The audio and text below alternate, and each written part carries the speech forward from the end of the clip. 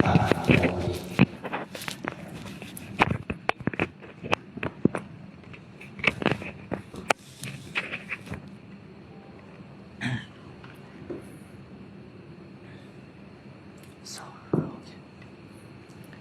กดเลย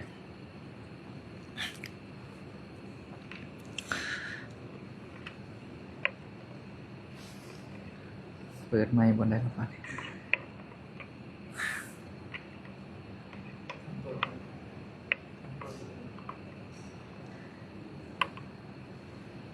อ๋อถามว่าเปิดไมค์ว่าพอ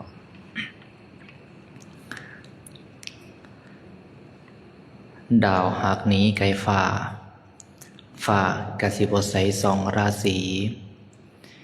พระสัทธรรมเลื่อนหายโลกสีมืดมนบ่เห็นแจ้งย่ำใดพระธรรมหักเน่าอยู่ยังบ่แปรเปลี่ยนถูกทำลายเฮาทั้งหลายก็อยู่ยืนยาวมันบ่มีวันมองเศร้าศาสนาเฮาก็เฮืองหงศาสนาที่หักก็ยิ่งก้าวจะเริ่นเรื่อยอยู่บ่เศร้าย่ำใดพระธรรมหักถูกลึบมางอาธรรมขอบของเมืองศาสนาของพระโคดมบ่หงเฮืองส่องแสงใสเหลื่อมชาวเมืองบ้านโกลาหลหอนหนมีแต่ความถอยห่ายกวนกลุ่มก่อแต่เวรนะโมพุทธัสสะขอนอบน้อมแด่พระสัมมาสัมพุทธเจ้าพุทธเจ้าชอบใดโดยพระองค์เองนะโมธัมมัสสะขอนอบน้อมแด่พระธรรมที่พระองค์ได้ตรัสไว้ดีแล้วนะโมสังคัสสะขอนอบน้อมแด่พระอริยสงฆ์ผู้ทรงศีลาสุตติคุณปฏิบัติดีปฏิบัติชอบปฏิบัติธรรมสมควรแก่ธรรม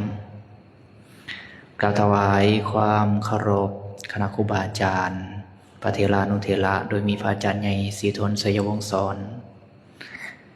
ขอความสุขความเจริญในศีลในธรรมจงบังเกิดมีแก่บรรดาสามเณรทั้งหลาย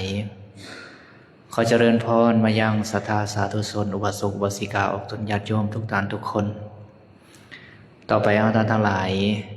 เอามือลงตั้งใจฟังธรรมโดยความเคารพมาฟังบรรยายธรรมจากพระไตรปิฎ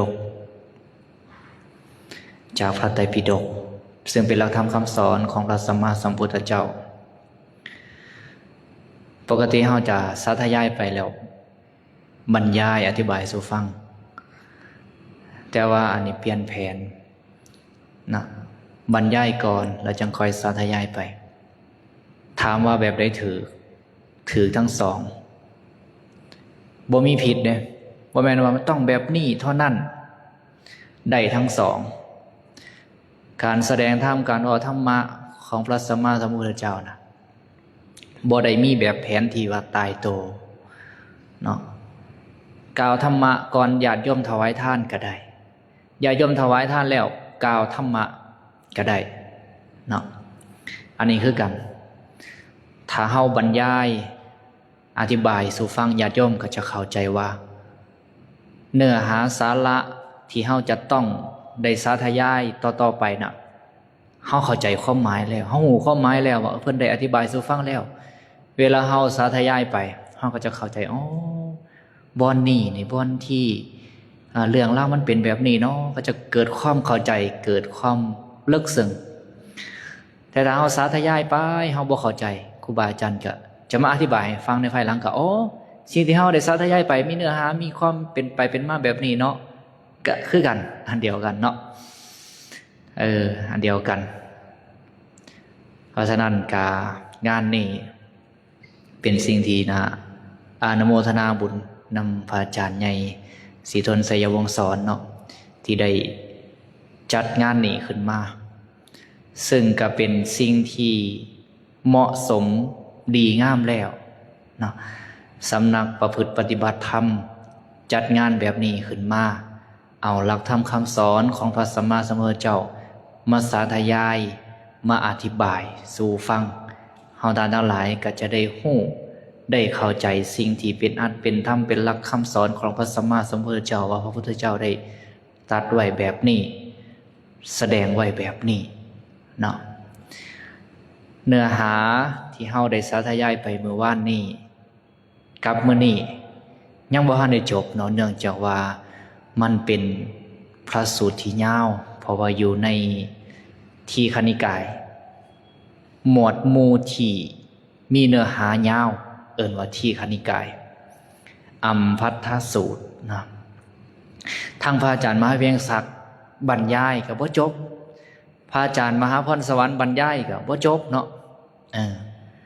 สุดท้ายมาจบย้อนอาตมาคันบ่มีอาตมานี่พระสูตรนี่บ่จบเด้ เนาะ ก็จะทบทวนขึ้นเนาะสำหรับญาติโยมที่มาใหม่ก็บ่ทันได้ฮู้เรื่องราวอยู่ซื่อๆก็ขึ้นมาเรื่องนี้โลดก็สิบ่ฮู้ความเป็นไปเป็นมาเนาะเนื้อหาสาระอยู่ในอัมพัทธสูตรนี่เป็นหยังคือตั้งชื่อว่าอัมพัทธสูตรเพราะตั้งชื่อจาก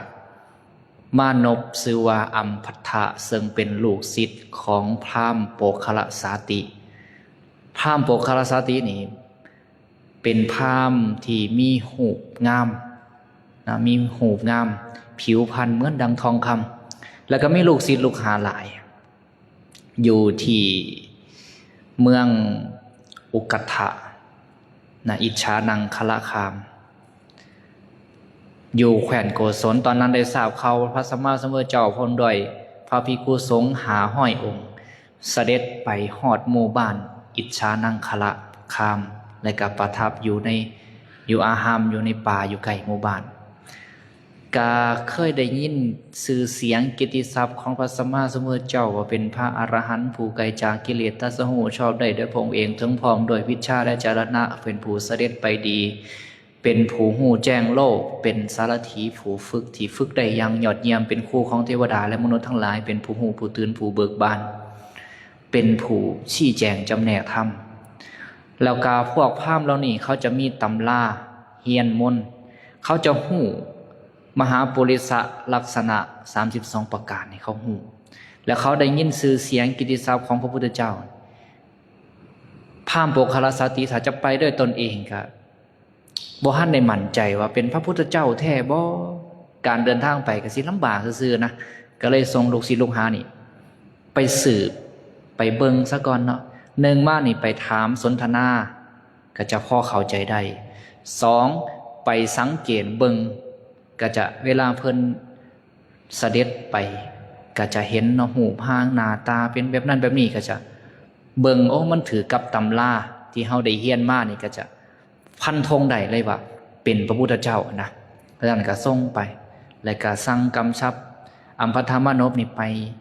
แล้วก็ไปกราบทูลเคารพพระสัมมาสัมพุทธเจ้าพระสัมมาสัมพุทธองค์แต่ว่าอัมพัทธะไปพัด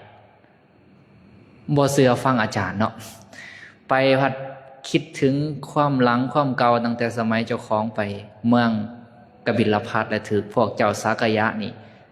ดูถูกดูหมิ่นให้นั่งอยู่ในอาสนะต่ำแล้วเว้าหัวกันเหมือนกับย่อเย้ยก็เห็นว่าพระสมณโคดมนี่ก็เป็ดมาจากสากยะตระกูลฉะนั้นก็นึกถึงความหลังก็เกิดความบ่พอใจขึ้นมาไปฮอดเนาะไปฮอดอันนี้เป็นธรรมเนียมเนาะญาติโยมทั้งหลายเวลาไปหาครูบาอาจารย์เขาจะมีธรรมเนียมเนาะเวลาคนทั้งหลายจะเข้าไปเฝ้าพระพุทธเจ้าสมมุติพระพุทธเจ้าประทับอยู่วิหารประทับอยู่พระคันธกุฎีปิดประตูไว้ธรรมเนียมเข้าไปคอยเข้าไปพอเข้าไปฮอดหน้าประตูนี่ให้กระแอมหรือว่าไอน้อยนึงเนาะ ประมาณนี้ให้เป็นทรงสัญญาณหลังจากนั้นก็ค่อยเคาะประตูแล้วพระพุทธเจ้าก็จะเปิดประตูมาต้อนรับเวลาเราไปหาครูบาอาจารย์ด้วยกันไปฮอดหน้าประตูแล้วก็ส่งเสียงเป็นสัญญาณจังน้อยนึงแล้วก็จังค่อยเคาะประตู พระพุทธเจ้าก็เปิดประตูออกมาบอกมานพทั้งหลายกับพากันพากันสนทนาบอกซื่อบอกหยังของตนแต่การนั่งในที่ควรส่วนอัมพธามานพเนี่ยยางพระพุทธเจ้านั่งอยู่เจ้าของกับยางกลับไปกลับมาสนทนาซึ่งมันเป็นอาการที่มันบ่เหมาะนะพระพุทธเจ้าเลยถามว่าพราหมณ์ผู้ที่เขามีมารยาทที่ดีนี่เขาเฮ็ดแบบนี้บ่เวลาสนทนากับบุคคลผู้รักผู้ใหญ่ผู้ที่สมควรแก่การเคารพกราบไหว้สักการะบูชานี่เขาเฮ็ดแบบนี้บ่แล้วท่านนี่กับเวลาไปหาพราหมณ์ ผู้เฒ่าผู้รักผู้ใหญ่ผู้อื่นนี่ก็เฮ็ดแบบนี้บ่ข้าน้อยไปหาผู้อื่นนี่บ่ได้เฮ็ดแบบนี้แต่ว่าข้าน้อยมาหาพระสมณโคดมซึ่งเป็นสมณะหัวโลนนี่แล้วก็มีวรรณะต่ำเป็นวรรณะตระกูลของคนรับใช้ของพวกพราหมณ์นี่ข้าน้อยน่ะเฮ็ดแบบนี้ว่าซั่นนะโอ้ไปเว้าดูถูกพระพุทธเจ้านะพระพุทธเจ้าก็ก็เลยถามว่าเขาตระกูลสักยะนี่เฮ็ดหยังให้บ่พอใจคือมาเว้าดูถูกมาเว้าข่มเหงกันแบบนี้ก็เล่าสู่ฟังเนาะว่าไปเมืองกบิลพัสข้อเขาไปแล้วก็พวกกุมารทั้งหลายนี่เว้ายอหัวกันเหมือนกับว่าเยาะเย้ยเจ้าของนะให้เจ้าของนั่งอาสนะต่ำคอนี้ก็บ่พอใจแล้วก็ว่าพระพุทธเจ้าอยู่ในสากยะตระกูลนี่เป็นตระกูลของคนรับใช้ของพวกพราหมณ์ทั้งหลายก็เป็นตระกูลต่ำเพราะฉะนั้นก็บ่เหมาะสมบ่สมควรที่จะกราบไหว้พระสมณโคดมต่างหากนี่สมควรจะเคารพกราบไหว้ของพวกพราหมณ์จึงจะเหมาะนะแล้วก็ว่าพวกตระกูลกษัตริย์นี่ก็คือกันก็ยังต่ำต้อยกว่าพวกตระกูลพราหมณ์นะพระพุทธก็เว้าคมอยู่3เหตุเนาะเว้าให้พุทธเจ้าพระพุทธเจ้าก็เนาะมานพนี่บ่ฮู้จักอีหยังนะก็บอกว่าเจ้านี่บ่ฮู้จักมารยาทนะบ่ได้รับการศึกษาอบรมที่ดีก็เลยถามว่าเจ้าฮู้จักโคตรเงาตระกูลของเจ้าบ่ว่าตระกูลของเจ้านะมีโคตรมีเงามีบรรพบุรุษมาจังไดฮู้จักบ่ไผเป็นบรรพบุรุษของเจ้า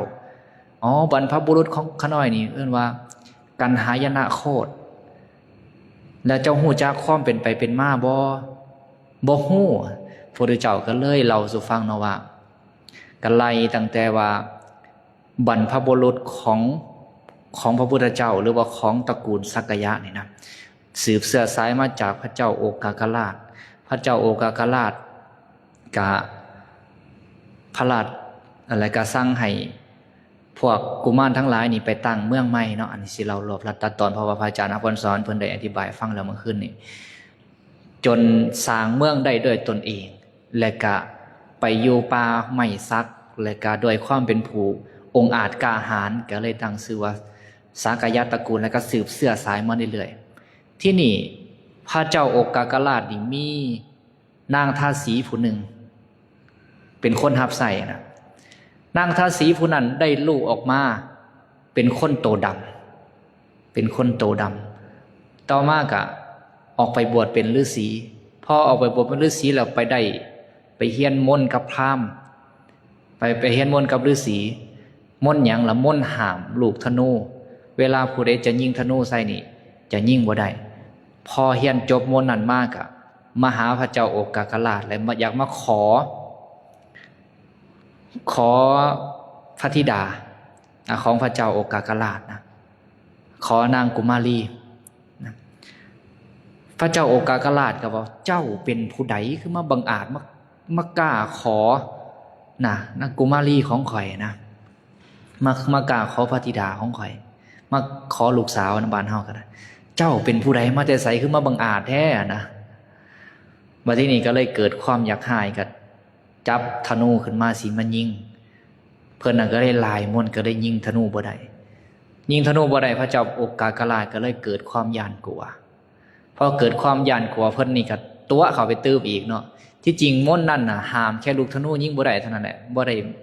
มีฤทธิ์มีเดชอีหยังมากมายไปกว่าหันเพิ่นนี่ก็เว้าตื้มเข้าไปอีกใส่ไฟเข้าไปอีกให้คนหยาดกลัวคนเฮาเวลาหยาดกลัวต่อความตายหยาดกลัวหยังต่างๆนี่มักจะเสือคนง่ายเนี่ยเสือหมอดูเสืออาจารย์องค์นั้นองค์นี้นี่เขาเอาความตายความเป็นของตายมาหลอกลวงเฮายังก็เสือเจ้าไปเฮ็ดอันนั้นเด้อจังสิเมิดเคาะไปนำเขาเจ้าไปเฮ็ดอันนี้เด้อจังสิเมิดเคาะย่านตายเนาะก็ไปแหละนะเวลาคนเฮาย่านตายมันจะขาดสตินะขันบ่ได้มีธรรมนักแน่นอีหลีบ่ได้นักแน่นทั้งว่าบ่เอาอีหยังเป็นที่พึ่งเอาแต่พระพุทธพระธรรมพระสงฆ์เป็นที่พึ่งขันคนที่บ่นักแน่นแบบนี้นี่ก็จะไปตาม ตามที่เขาบอกนะพระเจ้าโอกากราชนี่ก็ย่านเนาะเฮ็ดจังได๋เขาน้อยเสียจังได๋น่ะบัดที่นี่เพิ่นน่ะก็ใส่ไฟเข้าไปอีกเนาะคันยิ่งลงน้ำน้ำนี่ก็สิเหือดแห้งคันยิ่งเกินเทิงฟ้าฝนสิบ่ตกตลอด7 ปีนะยิ่งลงแผ่นดินนี่ก็เกิดไฟมอดใหม่แผ่นดินแตกโหย่านเหือไหลไข่ย่อยเนาะที่จริงมันบ่ได้ขนาดนั้นแต่เพิ่นนี่ขี้ตัวเนาะก็เลยย่านบ่รู้ว่าเฮ็ดจังได๋บัดนี้ให้เอาธนูนี่ไปวางไว้อยู่นำพระราชโอรสคือลูกชายผู้ใหญ่องค์ใหญ่น่ะก็จะบ่เป็นหยังว่าซั่นก็เลยเฮ็ดตามก็บ่เป็นหยังอีหลีก็สุดท้ายก็เลยได้พระราชทานพระธิดาให้เพิ่นนี่ก็ได้ไปแล้วก็สืบเสื้อสายมาเรื่อยๆจนมาถึงอัมพทามานพนี่ก็สืบเสื้อสายมาจากนะว่าที่นี่โคตรเงาบรรพบุรุษของอัมพทามานพนี่ก็มาจากไผมาจากนายกันหายนะซึ่งเป็นลูกของท่าสีของพระเจ้าโอกากราชพระเจ้าว่าผู้ใดตระกูลใหญ่ตระกูลสูงกว่ากันแท้อัมพทามานพนี่ข้อตกเลยเนาะทำวินาเว้าให้พระพุทธเจ้าหลายเพราะพระพุทธเจ้าเอาความจริงมาเว้าแล้วก็ข้อตกว่าที่นี่ถามกับบ่ปากได้เนาะบ่ปากถามเทื่อนึงเทื่อสองกับบ่ปากเทื่อที่3พระพุทธเจ้าตรัสเตือนว่าคันเจ้าบ่ปากนี่นะพระตถาคตเวลาตรัสถามปัญหาถึง3เทื่อแล้วคนบ่ตอบเนี่ยจะหัวแตกเป็น7เสียงเป็นหยังคือสิหัวแตกเป็น7เสียงเพราะว่ามันมีหยังตนหนึ่งชื่อว่าวชิรปาณีถือค้อนไว้อยู่ถึงแล้วผู้ที่เห็นยักษ์น่ะก็มีเพียงพระพุทธเจ้ากับอัมพทามานพส่วนมานพนอกนั้นบ่เห็นเป็นหยังคือบ่เห็นเพราะว่าย่านตกใจตื่นกลัวก็เลยบ่ให้เห็นเนาะที่นี่เพิ่นนี่เห็นเลยย่านเนาะสุดท้ายก็เลยขอเอาพระพุทธเจ้าเป็นที่พึ่งย่านแต่บ่ทันได้เหลื่อมใสเด้พระที่นี่ก็เข้าไปใกล้พระพุทธเจ้าเอาเป็นที่พึ่งย่านยักษ์ทุบหัวก็เลยว่าข้าแต่พระโคดมผู้เจริญขอพระองค์จงตรัสถามอีกข้าหน่อยพระเจ้าก็ตรัสถามเลยก็แม่นบ่โคตรเงาบรรพบุรุษของเจ้าน่ะแบบนั้นบ่โดยข้าหน่อยก็ยอมรับเนาะที่นี่ก็มาเว้าเรื่องพระพุทธเจ้าก็ตามไปเรื่อยเนาะเรื่องตระกูลถึงอย่างนั้นเพิ่นก็ยังบ่ยอมอีกเด้เนาะก็ยังเว้าถึงว่าระหว่างตระกูลกษัตริย์กับตระกูลพราหมณ์นี่ไผประเสริฐกว่ากันวรรณกษัตริย์วรรณแพทย์วรรณสูตรนี่ยังหับใส่พราหมณ์เพิ่นว่านะเพราะฉะนั้นเพิ่นว่าวรรณพราหมณ์นี่ประเสริฐที่สุดนะพระเจ้าก็เลยถามไปอีกเนาะสมมุติว่าผู้เป็นพ่อนี่มาจากตระกูลกษัตริย์ผู้เป็นแม่นี่มาจากตระกูลพราหมณ์ได้ลูกออกมาเนาะเวลาเขาไปสู่สถานที่ต่างๆได้รับการยอมรับบ่ได้รับเนาะก็ไล่มาเรื่อยๆจนถึงว่าจะสามารถแต่งตั้งอภิเษกเป็นพระราชาได้บ่ได้เป็นหยังคือบ่ได้เพราะข้างฝ่ายแม่นี่บ่บริสุทธิ์คำถามที่1เนาะพระพุทธเจ้าก็ถามอีกเอาบัดนี้ข้างฝ่ายแม่เป็นกษัตริย์ล่ะบัดนี้ส่วนพ่อนี่เป็นพราหมณ์ได้ลูกออกมาไปสู่สถานที่ต่างๆมีกิจกรรมนั้นนี่เขายอมรับบ่ยอมรับก็ไล่มาเรื่อยๆจนถึงว่าเวลาจะอภิเษกเป็นพระราชานี่เขายอมรับบ่อภิเษกบ่ได้บ่ยอมรับว่าซั่นย้อนหยังย้อนวรรณะภายทั้งพ่อนี่บ่บริสุทธิ์คือเป็นพราหมณ์พระเจ้าก็เลยว่านั่นเห็นบ่มันต้องมาจากทั้งพ่อก็เป็นกษัตริย์ทั้งแม่ก็เป็นกษัตริย์เท่านั้น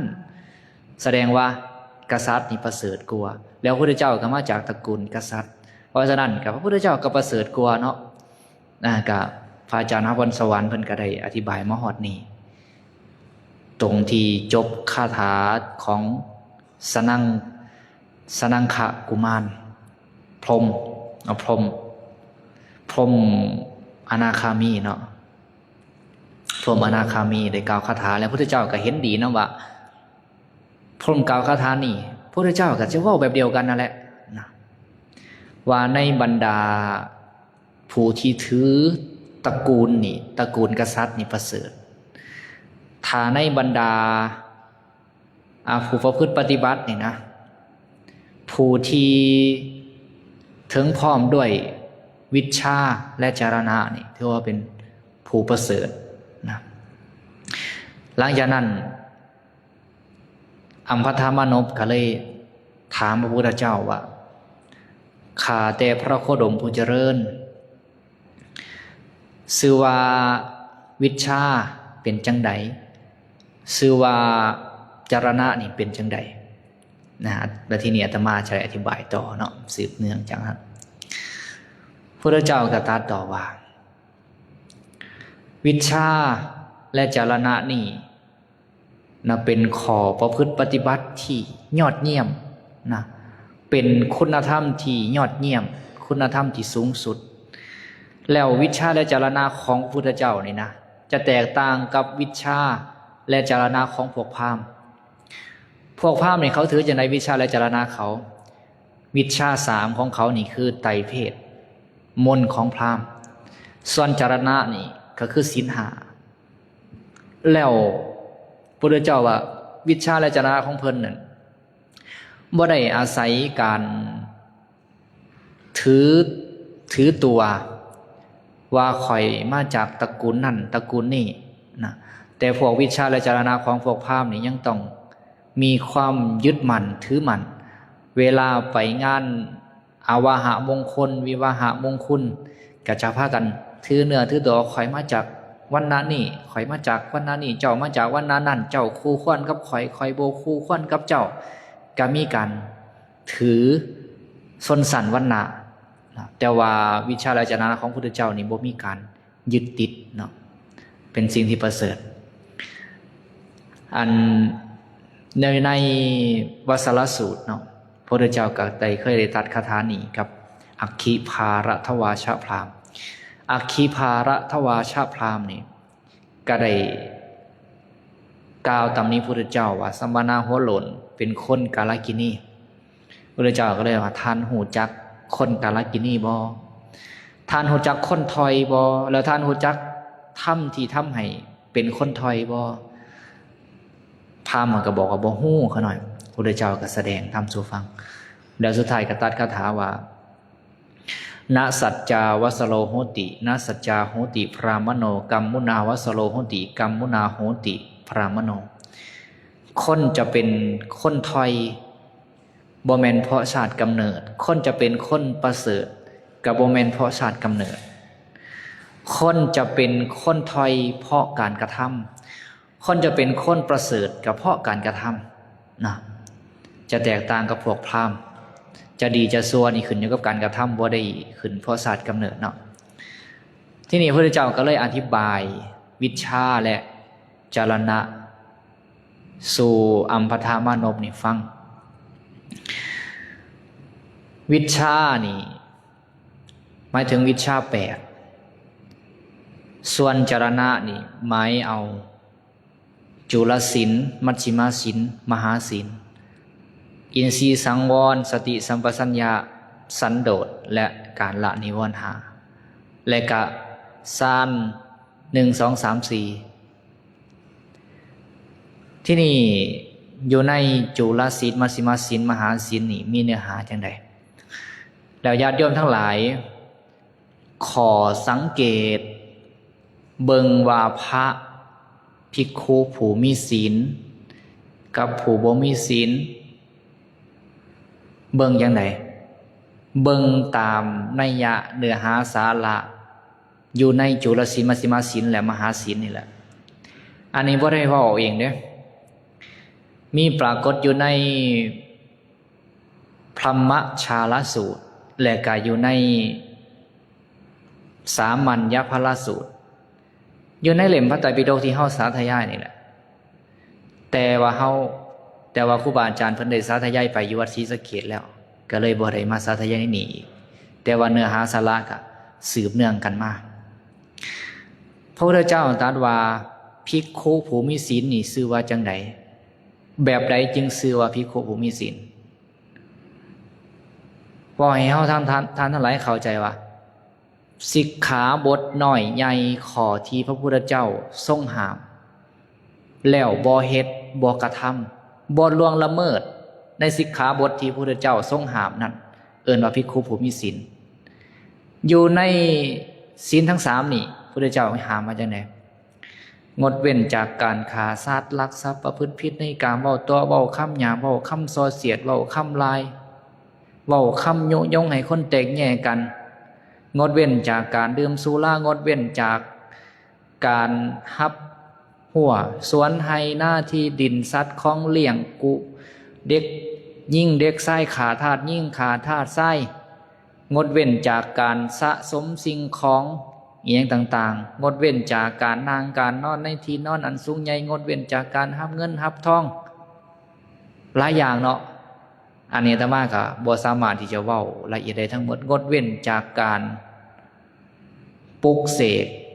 เลขยันเวทมนต์กลคาถาอย่างต่างๆอันนี้พระพุทธเจ้าทรงห้ามเด้อันนี้บ่แม่นว่าเอาเองเนาะมีปรากฏอยู่ในพระไตรปิฎกญาติโยมสามารถไปเปิดอ่านเองได้ถ้าพระไตรปิฎกฉบับภาษาลาวเพิ่นพิมพ์แล้วถ้าหากว่าบ่สามารถที่จะไปบูชาเอามาได้ทั้งชุดผู้ใดมีก็ไปยืมเอาเฉพาะเล่มเก้ามาเปิดอ่านเบิ่งญาติโยมจะเข้าใจละเอียดเลยว่าพระพุทธเจ้าทรงห้ามพระนี่ห้ามเฮ็ดจังได๋แน่ปลุกเสกเรียกเลขยันเขียนคาถาเขียนผายันเอียงต่างๆพระพุทธเจ้าทรงห้ามการทำนายทายทักทำนายความฝันทำนายนิมิตเอียงต่างๆหรือว่าเว้าเรียบเคียงเพื่อให้ญาติโยมได้ถวายลาภสักการะอย่างนี้อยู่ในหันหมดเลยเป็นสิ่งที่พระภิกขุนี่บ่ควรทำแล้วถ้าหากว่าทำล่ะก็จัดว่าล่วงละเมิดสิ่งที่พระพุทธเจ้าทรงห้ามถ้าทางงดเว้นได้ล่ะจัดว่าเป็นผู้มีศีลตามที่พระพุทธเจ้าได้ทรงแสดงไว้ได้ทรงบัญญัติไว้เนาะอันนี้บ่ได้เว้าเองก็เว้าไปตามเนื้อหาสาระในพระไตรปิฎกเพราะฉะนั้นญาติโยมก็จะต้องมีการศึกษาต้องได้มีการเข้าใจนะจังเฮาจังสิสามารถฮู้ได้จังสิสามารถเข้าใจได้ว่าการประพฤติปฏิบัติแบบใดประพฤติปฏิบัติตามหลักธรรมคำสอนของพระพุทธเจ้าประพฤติปฏิบัติแบบใดเป็นการล่วงละเมิดหลักธรรมคำสอนของพระพุทธเจ้าถ้าจะเบิ่งเพียงรูปแบบนี่บ่ได้เนาะโจรก็ใส่ผ้าสีดำได้โจรนี่ก็โกนผมเลียนแบบพระได้แต่ว่าสิ่งที่ทำให้พระแตกต่างจากโจรจากคนทั่วไปคือขอประพฤติปฏิบัติรูปแบบนี้เฮายังบ่สามารถที่จะเบิ่งได้บ่สามารถที่จะจำแยกได้ว่าประพฤติปฏิบัติตามหลักธรรมคำสอนของพระพุทธเจ้าเฮาต้องฮู้ว่าพระพุทธเจ้านี่ทรงห้ามแบบนี้ต้องฮู้ซะก่อนเฮาจึงสามารถฮู้ได้เนาะอันนี้เป็นจารณะเป็นข้อประพฤติของพระงดเว้นจากสิ่งเหล่านี้หลังจากนั้นแล้วก็มีอินทรีย์สังวรอินทรีย์สังวรมีจังได๋สำรวมตาหูดังลิ้นกายใจเมื่อมีการสำรวมตาหูดังลิ้นกายใจได้เห็นรูปงามๆได้ยินเสียงมวลๆได้กลิ่นหอมๆได้ลิ้มรสแซ่บได้สัมผัสอ่อนนุ่มก็จะบ่เกิดโลภะเกิดกามราคะเมื่อได้เห็นสิ่งที่บ่พออกพอใจทั้งตาหูดังลิ้นกายใจก็จะบ่เกิดโทสะทั้งยินดีและบ่ยินดีล้วนเป็นกิเลสทั้งนั้นเนาะเพราะฉะนั้นพระพุทธเจ้าจึงว่าให้สำรวมอินทรีย์เมื่อสำรวมอินทรีย์แล้วก็จะบ่ถือกิเลสครอบงำหลังจากนั้นแล้วก็ให้มีสติสัมปชัญญะมีสติสัมปชัญญะในการยืนย่างนั่งนอน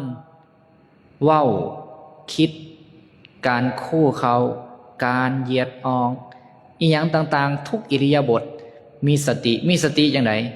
หูโตในทุกขณะหลังจากนั้นแล้วก็มีความสันโดษนี่จังไดเอิ้นว่ายินดีพอใจตามมีตามได้อาหารบิณฑบาตซ้ำนี่ก็พอใจซ้ำนี่ได้ผ้าจีวรซ้ำนี่ก็พอใจซ้ำนี่ได้กุฏิอยู่ซ้ำนี่ก็พอใจซ้ำนี่บ่ได้อยากได้ไปหลายกว่านี้นะคณะสงฆ์จัดให้อยู่กุฏิหลังใดก็อยู่ บิณฑบาตได้ซ้ำได้ก็พอใจซ้ำนั่นนะอันนี้เอิ้นว่าสันโดษ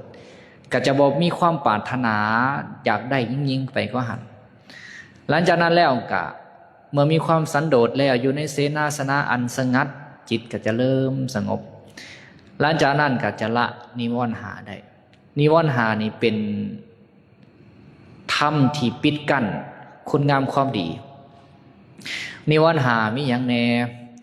กามฉันทะความยินดีพอใจ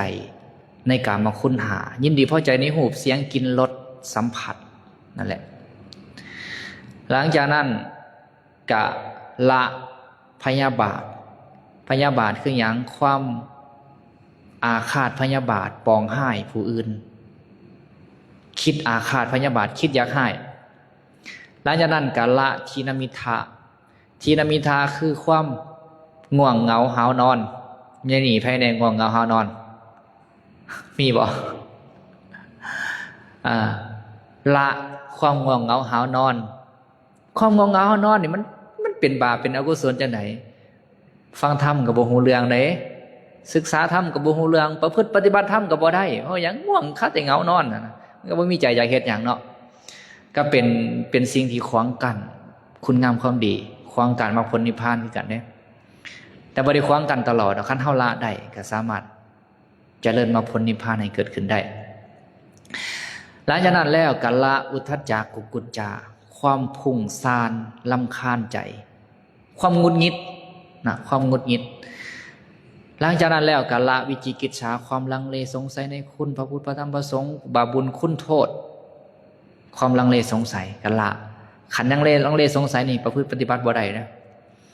เนาะประพฤติปฏิบัติบ่ได้เฮ็ดจังได๋จังสิละได้ขาน้อยมันจะมีธรรมเป็นปฏิปักษ์กันอยู่เนาะธรรมที่เป็นปฏิปักษ์หรือว่าธรรมที่เป็นขาศึกเป็นฝ่ายกงกันข้ามกับนิวรณ์5เนี่ยกามฉันทะความยินดีพอใจในกามคุณนี่เพิ่นบอกว่าให้เจริญกายคตาสติมีสติเป็นไปในกายเจริญอสุภกรรมฐานพิจารณาเห็นเป็นของบ่สวยบ่งามเนาะจากหูมงามๆต่อไปก็จะเริ่มเฒ่าเริ่มเหี่ยวเริ่มยังสุดท้ายก็พอตายไปเป็นจังได๋เน่าหนองฟ้องขึ้นอืดไปก็บ่สวยบ่งามในที่สุดก็ให้เจริญเดี๋ยวนี้ก็จะเป็นปฏิกัจจละกามราคะได้หลังจากนั้นพยาบาทนี่ให้เจริญอันใดเพิ่นว่าพยาบาทนี่ให้เจริญพรหมวิหาร4เมตตามีความรักความปรารถนาดีกรุณาความอิดูสงสารมุทิตาความยินดีเวลาเขาประสบความสำเร็จได้ดีอุเบกขาวางเฉยอุทธัจจะกุกุจทีนมิทะความง่วงเหงาหาวนอนให้เจริญอนุสติ6พุทธานุสติธรรมานุสติสังฆานุสติศีลานุสติจาคานุสติเทวตานุสติแล้วก็อาโลกสัญญาคือให้คิดถึงคุณของพระรัตนตรัยคุณศีลคุณทานคุณธรรมที่ทำให้เป็นเทวดาก็ละได้หลังจากนั้นอุทธัจจะกุกุจจะละให้เจริญกสิณกสิณนี่จังไดเพ่งเนาะมันจะมีกสิณ10เอาสีแดงสีนั้นสีนี้มาแล้วก็เฮ็ดเป็นวงกลมแล้วก็เพ่งจิตมันจะรวมล้อมเป็นอันหนึ่งอันเดียวมันก็จะสามารถซอยระงับความพุ่งซ่านรำคาญใจได้วิจิกิจฉาเพิ่นว่าให้เจริญธาตุ4พิจารณาธาตุ4ดินน้ำไฟลมและก็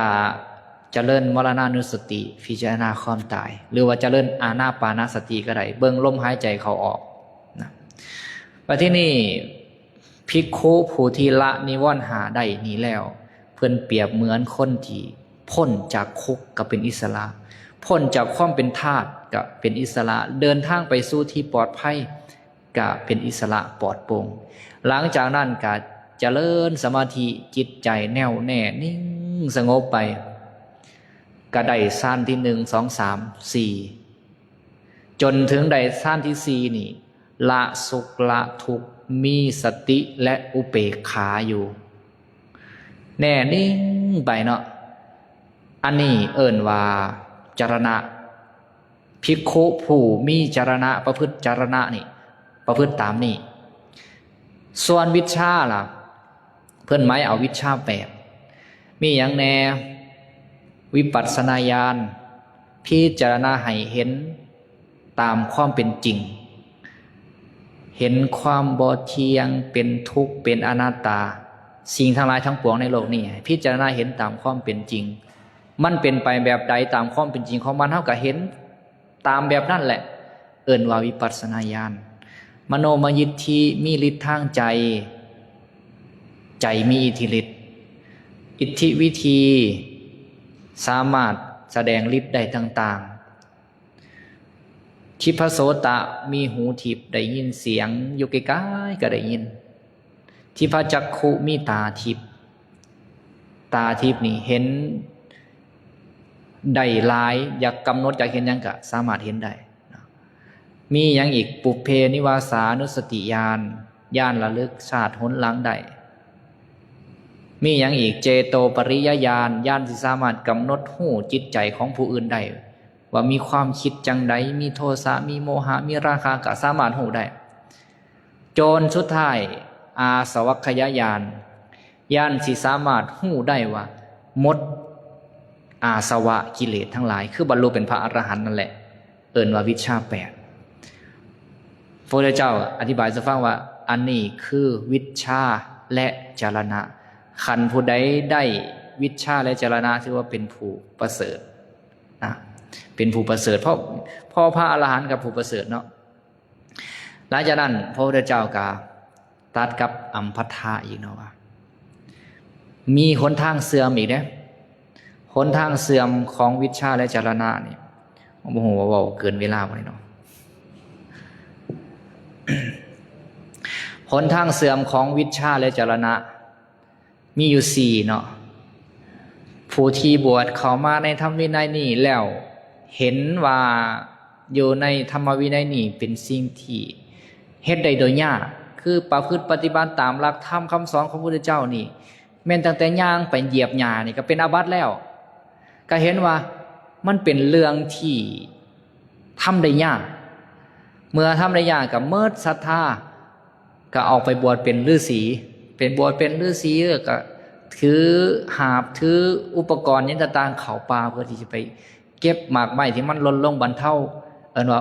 ประทังเลี้ยงชีวิตอันนี้ก็เป็นหนทางอีกอย่างหนึ่งของความเสื่อมเพิ่นว่านะเสื่อมจากวิชชาและจรณะครับเป็นเหมือนคนรับใส่ของผู้ถึงพร้อมโดยวิชชาและจรณะก็คือต่ำกว่าพระอรหันต์นั่นแหละประเภทที่2ออกบวชเป็นฤาษีโดยหวังว่าจะเก็บหมากไม้ก็บ่สามารถที่จะเก็บหมากไม้ได้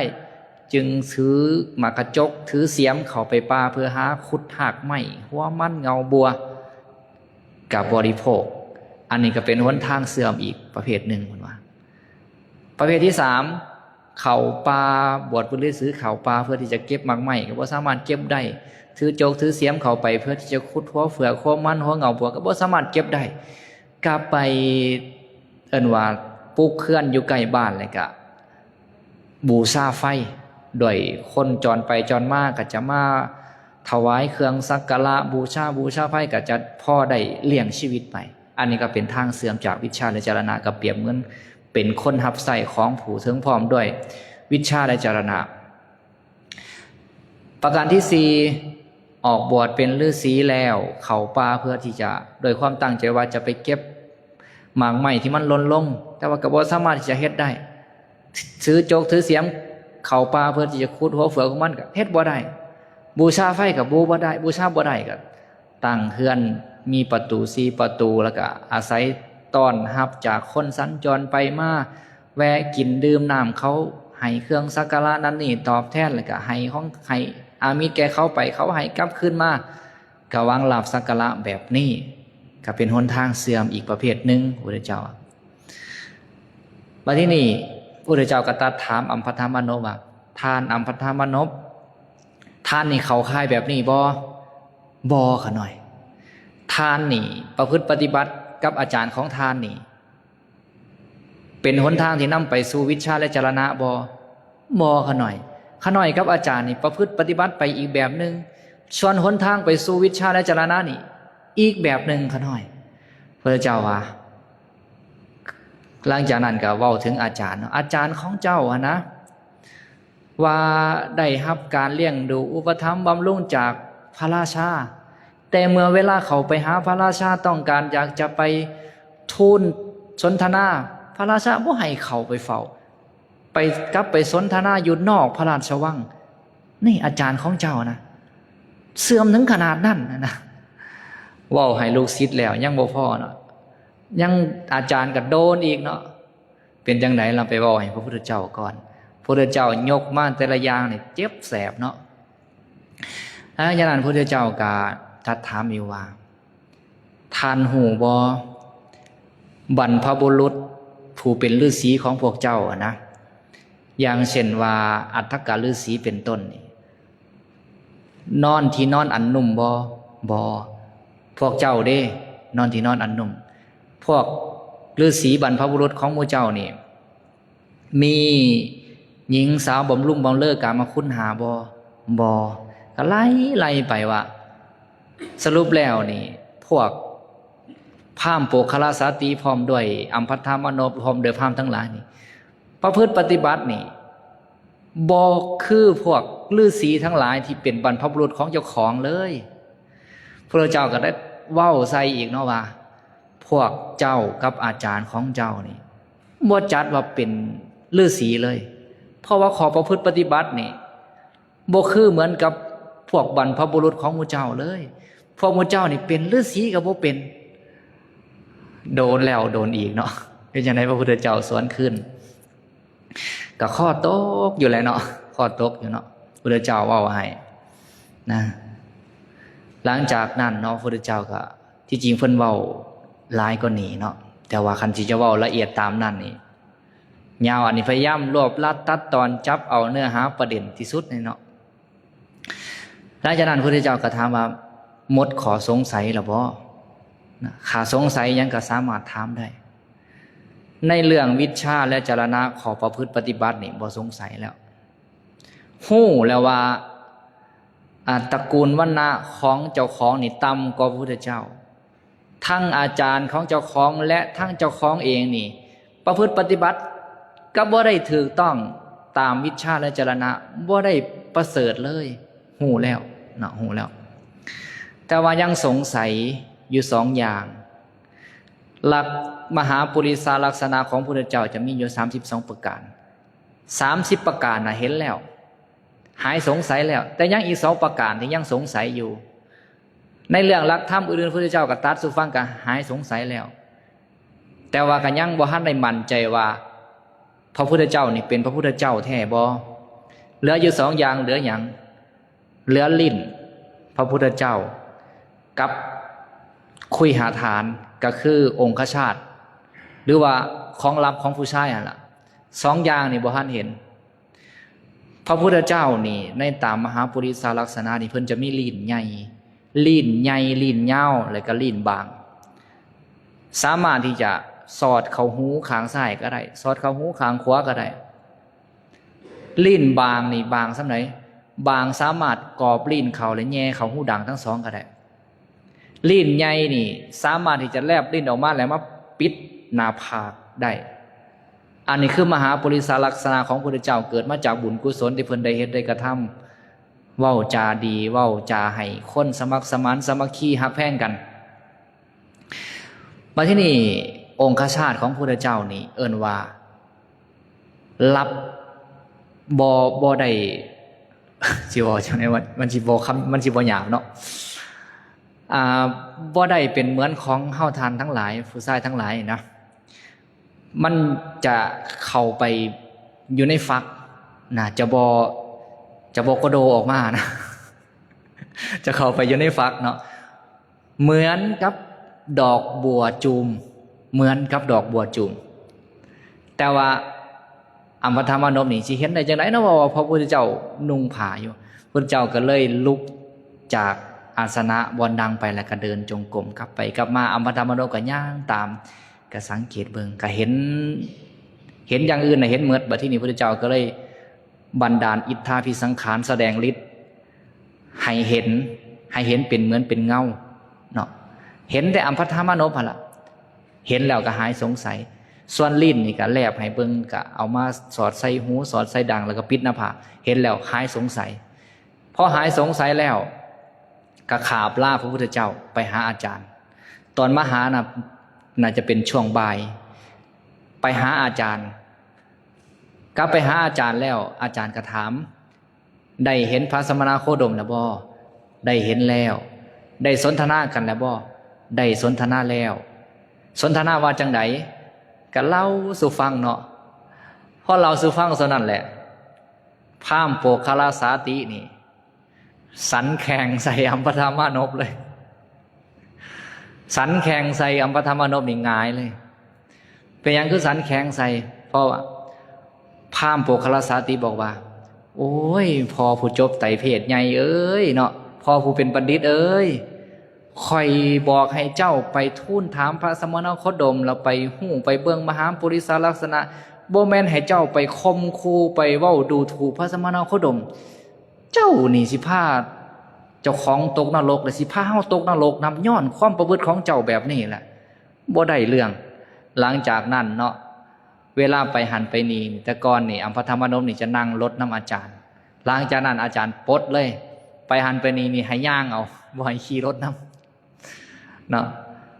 ตอนนั้นน่ะเป็นเวลาค่ำพราหมณ์โปกคาลาสาตินี่อยากไปเฝ้าพระพุทธเจ้าแต่พวกพราหมณ์ทั้งหลายบอกว่าโมเมนต์เวลาเป็นเวลาที่บ่สมควรเพิ่นน่ะก็นอนรอท่าจนฮอดตอนเช้าก็ออกไปแต่เช้าไปเฝ้าพระพุทธเจ้าไปเฝ้าพระพุทธเจ้าแล้วก็ไปกราบพระพุทธเจ้าแล้วก็นั่งอยู่ในที่สมควรแล้วก็ได้สนทนากับพระพุทธเจ้าแล้วก็ถามเรื่องวิชาและจารณะพระพุทธเจ้าก็อธิบายสู่ฟังเหมือนที่อธิบายสู่อัมพธามานพฟังนั่นแหละว่าภิกขุต้องประพฤติปฏิบัติแบบนี้มีประพฤติปฏิบัติตามจุลศีลมัชฌิมศีลมหาศีลมีสติมีอินทรีย์สังวรสำรวมอินทรีย์มีสติสัมปชัญญะมีความสันโดษละนิวรณ์หาได้เจริญสั้น1 2 3 4ได้วิชา8จนไปถึงว่าบรรลุเป็นพระอรหันต์หมดอาสวะกิเลสหลังจากนั้นก็ยังสงสัยเรื่องมหาปุริสลักษณะพระพุทธเจ้าก็เดินจงกรมเพื่อที่ให้พราหมณ์โปกคาลาสาตินี้ได้เห็นหลังจากนั้นก็แลบลิ้นให้เบิ่งเหมือนกับอัมพธามานพนั่นแหละหลังจากนั้นก็แสดงให้เห็นองคชาตของเพิ่นก็หายสงสัยหลังจากหายสงสัยเกิดความเหลื่อมใสเกิดความเหลื่อมใสในพระพุทธเจ้าก็เลยนิมนต์พระพุทธเจ้านี่ให้ไปรับภัตตาหารอยู่เฮือนของเจ้าของพอแล้วเลยก็ทูลนิมนต์พระพุทธเจ้าพร้อมด้วยพระสาวกทั้ง500องค์ก็ห่มจีวรแล้วก็ถือบาตรเข้าไปเฮือนของพราหมณ์โปกคาลาสติพราหมณ์โปกคาลาสติก็ได้ถวายทานแก่พระพุทธเจ้าพร้อมด้วยพระภิกขุสงฆ์พอได้ถวายทานแล้วพระพุทธเจ้าฉันภัตตาหารแล้วก็ได้แสดงธรรมสู่พราหมณ์โปกคาลาสติเว้าเรื่องทานเว้าเรื่องศีลเว้าเรื่องสวรรค์เว้าเรื่องโทษของกามคุณ5เว้าเรื่องอานิสงส์ของการออกบวชหลังจากนั้นก็แสดงอริยสัจ4ทุกข์เหตุให้เกิดทุกข์ความดับทุกข์และหนทางนำไปสู่ความดับทุกข์เพราะว่าพระพุทธเจ้านี่สังเกตเบิ่งเนาะเวลาพระพุทธเจ้าแสดงธรรมให้ไฟฟังนี่นะเพิ่นจะสังเกตเบิ่งเด้มีจิตใจอ่อนโยนหรือบ่มีความอาฆาตพยาบาทเครื่องผู้แสดงธรรมบ่นะขันมีจิตใจอาฆาตพยาบาทบ่พอใจในผู้แสดงธรรมนี่ฟังธรรมบ่ลึกซึ้งเด้ต้องมีใจอ่อนโยนสมควรแก่การฟังธรรมพระเจ้าเห็นว่าพราหมณ์โปกคาลาสตินี่สมควรแก่การฟังธรรมจิตใจอ่อนโยนแล้วก็แสดงธรรมให้ฟังคนที่มีความเคารพผู้แสดงธรรมมีจิตใจอ่อนโยนนี่เวลาฟังธรรมก็จะตั้งใจฟังพอตั้งใจฟังก็จะค่อยเกิดความเข้าใจเกิดความเลิกซึ้งจนสุดท้ายพระพุทธเจ้าแสดงธรรมจบลงไปพราหมณ์โปกคาลาสติได้บรรลุธรรมเป็นพระโสดาบันได้บรรลุธรรมเป็นพระโสดาบันพอบรรลุธรรมเป็นพระโสดาบันแล้วก็กล่าวชื่นชมภาษิตของพระพุทธเจ้าว่าข้าแต่พระองค์ผู้เจริญเนาะภาษิตของพระองค์แจ่มแจ้งมวลหลายภาษิตของพระองค์แจ่มแจ้งมวลหลายพระองค์แสดงธรรมโดยประการต่างๆเปรียบเหมือนหงายของทีขว่ำเปิดของทีปิด บอกทางแก่ผู้หลงทางไต่ประทีปในที่มืดด้วยตั้งใจว่าคนมีตาดีจักเห็นรูปได้ขาน้อยพร้อมทั้งลูกและภรรยาพร้อมด้วยขาทาสบริวารขอถึงพระพุทธพระธรรมพระสงฆ์เป็นสรณะตั้งแต่บัดนี้เป็นต้นไปคือการแสดงตนเป็นอุบาสกจะขอเอาพระพุทธพระธรรมและพระสงฆ์เป็นสรณะ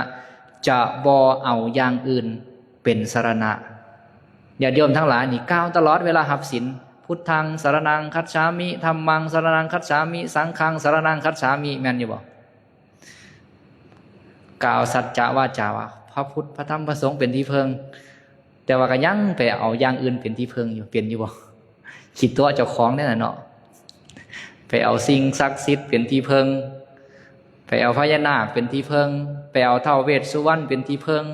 ไปไหว้ต้นไม้ใหญ่เฮ็ดอยู่บ่ตัวเจ้าของเนี่ยเนาะพระโมคคัลลาสติก็ได้แสดงตนเป็นอุบาสกอุบาสิกาพร้อมโดยลูกศิษย์ลูกหาเนื้อหาในพระสูตรนั่นก็มหอดสำนีก็จบเพียงสำนีเนาะตั้งแต่ต้นจนจบมานี่ถือว่าจบลงด้วยดีเด้พระโมคคัลลาสติพร้อมโดยลูกศิษย์ลูกหานี่ได้บรรลุธรรมแต่ก็บ่ได้กล่าวถึงอัมพัทธามโนว่าอัมพัทธามโนนี่ได้บรรลุธรรมบ่กล่าวถึงแต่ว่าพระโมคคัลลาสติได้บรรลุธรรมแต่ว่าก็ได้แสดงตนเป็นอุบาสกอุบาสิกาเอาเป็นอุบาสกก็แน่นอนแหละเมื่ออาจารย์แสดงตนเป็นอุบาสกเคารพนับถือลูกศิษย์ลูกหาก็ยอมเคารพตามนะยอมเคารพตามอันนี้ก็เนื้อหาสาระที่เฮาได้สาธยายไปเพราะฉะนั้นเฮาจะสาธยายไปข้างหน้านี่ขอให้เฮาเวลาโดยเฉพาะเวลาใกล้จบนี่ให้เฮาระลึกเสมอว่าโอ้มาหอดวันนี้เนาะพระโมคคัลลาสติได้ดวงตาเห็นธรรมได้เกิดความเลื่อมใสถือเอาพระพุทธพระธรรมพระสงฆ์เป็นที่พึ่งเป็นสรณะเฮาจะเข้าใจเฮาจะเลิกเสื่องเวลาสาธยายไปขอให้เฮาได้เข้าใจแบบนั้นได้ว่างใจแบบนั้นเฮาก็จะเป็นบุญเป็นกุศลเฮาสาธยายนี่เฮาบ่ได้สาธยายเพื่ออ่อนวอนขอพรขอโชคขอลาภแต่เฮาสาธยายว่าเฮากำลังดำเนินห้อยตามหลักธรรมคำสอนพระพุทธเจ้านำเอาคำสอนของพระพุทธเจ้ามาสาธยายถึงเฮาจะบ่เข้าใจก็ตามครูบาอาจารย์อธิบายสู่ฟังถึงเป็นภาษาบาลีเฮาบ่เข้าใจพวกเทวดาพวกพูดผีปีศาจทั้งหลายเขาสามารถฟังหูเรื่องเขาเข้าใจเขาชื่นชมอนุโมทนาก็เป็นบุญเป็นกุศลและก็เป็นการสืบทอดคำสอนของพระสัมมาสัมพุทธเจ้าเนาะการอนุโมทนาบุญกับทางครูบาอาจารย์โดยเฉพาะพระอาจารย์ใหญ่ศรีทนสยวงศ์สอนได้จัดงานนี่ขึ้นมาพร้อมโดยคณะครูบาอาจารย์ได้มาพร้อมกันสาธยายอนุโมทนาบุญกับญาติโยมทุกท่านทุกคนได้มาพร้อมกันบำเพ็ญบุญกุศลสาธยายเราทำคำสอนของพระสัมมาสัมพุทธเจ้าแล้วก็ร่วมกันฟังเทศน์ฟังธรรมขอบุญกุศลที่เฮาทั้งหลายได้กระทำบำเพ็ญดีแล้วจงมาร่วมกันเป็นเดชเป็นเดชาเป็นพระวปัจจัยอำนวยพรอำนวยชัยเฮาทั้งหลายได้เกิดสติเกิดปัญญาสามารถรู้แจ้งแทงตลอดในสัจธรรมคำสอนของพระสัมมาสัมพุทธเจ้าจนเป็นเหตุเป็นปัจจัยให้ได้บรรลุมรรคผลพระนิพพานในอนาคตการอันไกลๆนี้ด้วยกันจงทุกทานทุกคนเถิดสาธุอะนุโมทามิปฏิบัติจบสำหรับการอธิบายเรื่องอภัตตสูตรแต่ว่ายังบ่ทันจบการสาธยายเอาจากเข้าสู่การสาธยายต่อเนาะเข้าสู่การสาธยายต่อจากสาธยายไปหอดเก่าโมง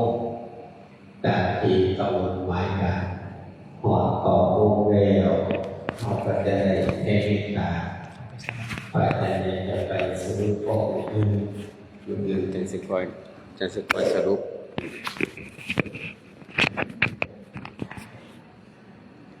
อาจารย์มหาตนที่ว่าอธิบายแจ่มแจ้งจบสรุปตั้งแต่เบื้องต้นจนมาฮอดมื้อนี้ก็ถือว่าจบสมบูรณ์ในเรื่องอภัตตสูตรต่อไปก็นิมนต์ใส่เสียงต่อเขาหน่อยเพราะว่ามาให้ใส่ดิมาทางกลาง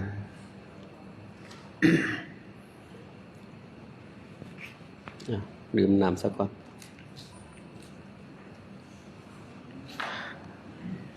เฮาต่อหน้าที่93ข้อที่278บิสาจารณกถาข้อที่278สัพพภาษาปาลีเด้อ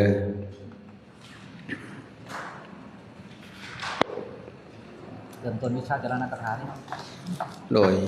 บิสาจารณกถามีนิทินบ่ใส่เสียงต่ออีกเนาะ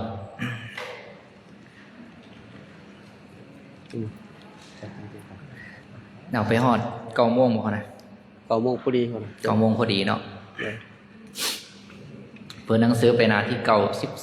93สำหรับผู้มาใหม่ก็ถามผู้เก่าเนาะผู้เก่าก็คือสิฮู้จักเลขเลยที่เนาะไปดูภาษาบาลีนี่ก็จะบ่คือภาษาลาวจะบ่มีสระอะปรากฏให้เห็นถ้าบ่มีสระเป็นตัวโดดๆก็ให้ออกเสียงว่าเป็นสระอะโลดเนาะอย่างเช่นตัวปอตัวนอนสิอ่านว่าปะนะ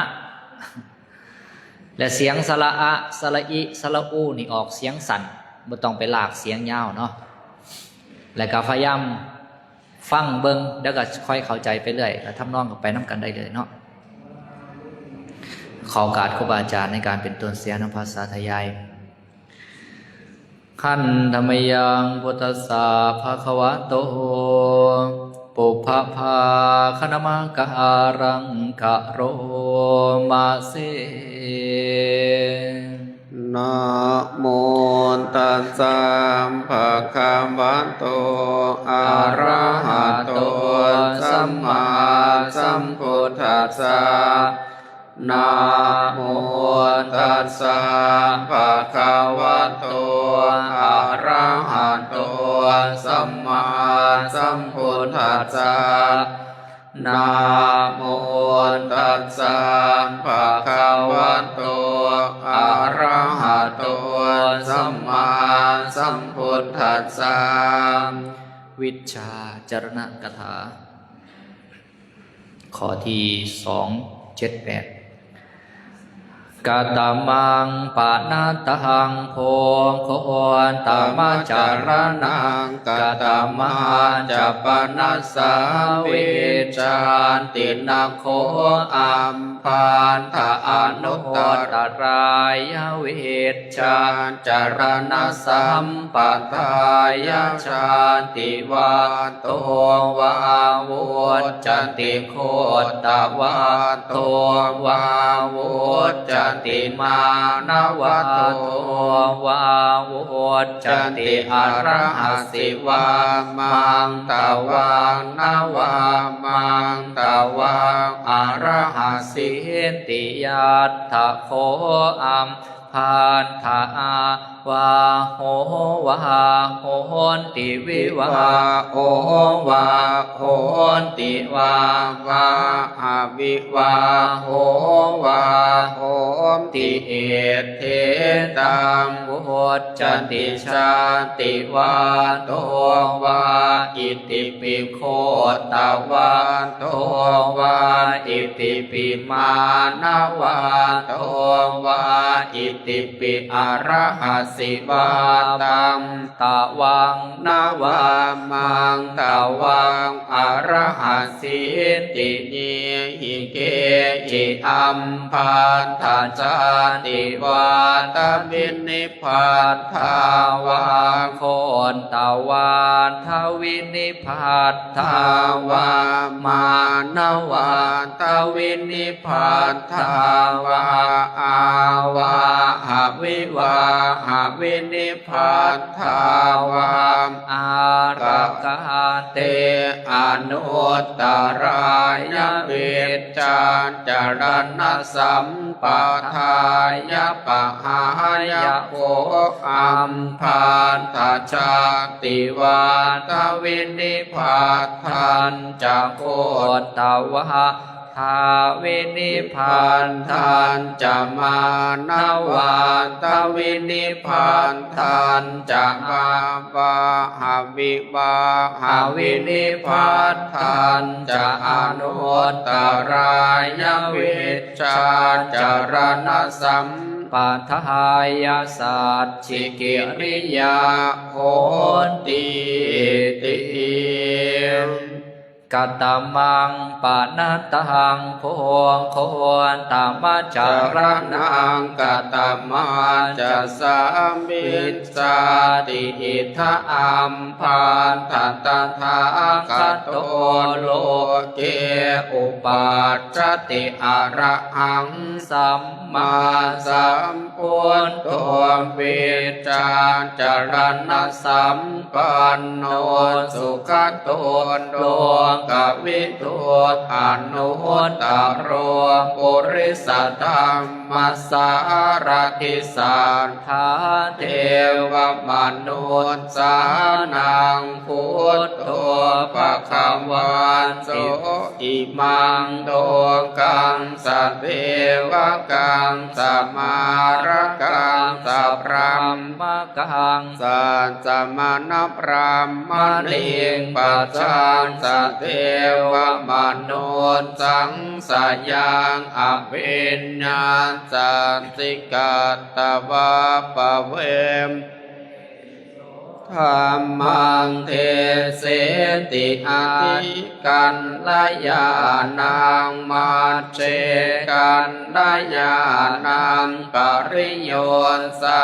นกันลยานังทั้งสัพพยัญชนะเกวรปริปุณนังปริสุทธังรัมมจริยังปกาเสติตังธัมมังสุนาติขหปฏิวาขหปฏิปุตโตวาอัญญตรัสสมิงวากุเลปัจจาจาโตโสตังธัมมังสุตตวาตถาคเตสัทธังปฏิลภติโสเตนะสัทธาปฏิลาเพนะสัมมานาคันโตอิติปฏิสันเจกติญทาสามัญญภเลเอวังเวนทาเรตาพังอันตัวนี้มันหน่อยๆเนาะต่อเลยโสวิเวทเจวะกาเมหิวิเวทจะอากุสะเลหิธัมเมหิสาวิตากังสาวิจารังวิเวกัจจังปิหิสุขังปัทมังจานังอุปสัมปัชชะเวหารติอิธัมปิสะโหติจารณะสัมมิงปุณจะปะรังอัมพันธะเปียโกวิตากวิจารณะอุปสัมมาอาจัตตังสัมปัสสัตตนังเจตโสเอโกทิภาวังอวิตตากังอวิจารังสมาธิชาเปลี่ยนติสุขังทุติยังจานังอุปสัมปัตตวิหารติอิธัมเปลี่ยนสะโหติจารณาสมิงปุณจัปปะรังอัมพันธะเพียงกุปิติยาจะวิราคาอุเบกขาโกจะวิหารติสัตโตจะสัมปชานโนสุขันจักกาเยนะปฏิสังเว เตติยังตังอริยาอาเจขันติอุเปกขโกสติมามสุขวิหาเรียนติตติยังจานังอุปสัมปัตจวิหารติอิตัมเป็นสะโหติจารนัตสมิงปุณจปารังอัมพันตเปียงกุนทุกขโคตสัจจปหานานทวงขาดสัจจปหานาปุมเพวโสมานานสันโทมานานสานางอาทังกมาอัทุกมสุขังอุเปกขาสติปาริสุทธิจะตวนทั้งชานังอุปสัมปัตจวิหารติอิธรรมเป็นสะโคติจารณาสมิงกิตังโคตังอัมพันธจารนังโสเอวังสัมมาหิเตจิตเตปริสุทธิเตปริโยนทานเตอนังคะเนวิคันตัวปังกิเลนเสมุทุพูนเตกัมมนิเยติเตอาเนจัปปะเตญาณทัสสนายจิตตังอภินิรติอภินินาเมติอิธรรมเปสะโคติวิชายนาปรังอิทธัตตาญาติปัญชานาติอิธรรมเปสะโคติเวียนจายะอายังโคสาอัมพันตเวนจาอายังปุจจติอัมพัตถเพียงโคเวนจาจัมปันโนอิติปิจารณะสัมปันโนอิติปิเวนจาจารณะสัมปันโนอิติปิอิมายะจะอัมพัตถเวชจาสัมปทายะจารณะสัมปทายะจะอัญญามเวชจาสัมปทาจัจจาระสัมปทานจะอุตตริตาราวาปณิตตาราวานาทิจตุอปายะมุขังอิมายะโคอัมพันตะอนุตตรายะเวนจานจันรณสัมปทายะจัตตาริอปายะมุขานิภวันติกตมานิจัตตาริอิทะอัมพันตะเอกัจโจสัมมโนวาพรามโนวาอิมาเยวะอนุตตรามวิชชาจารณสัมปัทังอนาภิสัมพุทธมาโนคาริวิธรรมาทายะอารัญญายตานังอัญโจคาหติปวัตตพลโพจโนภเวนสามิติโสอัญญทัตถุเวนจานจารณสัมปันนาเสวะปริจารโกสัมปันสติอิมาญะโคอัมพันตะอนุตตรายะเวนจานจารณสัมปัทธาอิทังปัทมังอปายโมขังภวันติปุณจปะรังอัมพัตถอิเตกันโจสัมโนวาพรามโนวาอิมันเจวะอนุ ตตารังบิดจานจันรันสัมปทาอนัพพิสัมพุนมาโนปวานตพลโพจันนตันจะอนัพพิสัมพุนมาโนกุทาลปิตกังอาตายะอารัญญวันหังอาจงคาหติกันทมัวละพลโพชโนภเวนสามิติโสอัญญทานโทเวชจานจารณสัมปันนานเสวะปริจารังโกสัมปันสติอิมายะโคอัมพันตะอนุตตรายเวชจานจารณสัมปทายะอิทังทุติยังอปายมุขังภวติปุณจปะรังอัมพันตะอิเทกัจโจสมโน